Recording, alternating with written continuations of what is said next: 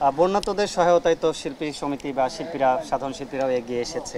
এই আয়োজনটি নিয়ে আপনাদের এই উদ্যোগটি নিয়ে একটু শুনতে চাই প্রথমে। বন্যাদের সাহায্য তো কিন্তু সবসময় কিন্তু এটা করে আসছেন।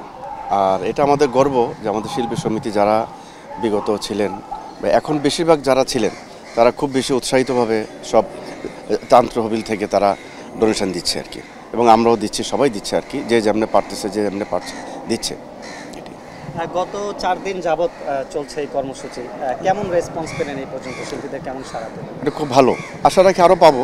যারা নতুন শিল্পীরা বলেন বা সিনিয়র শিল্পীরা বলেন আসছে, প্রতিদিনই আসছেন, এবং তারা যে যতটুকু পারছেন দিচ্ছেন।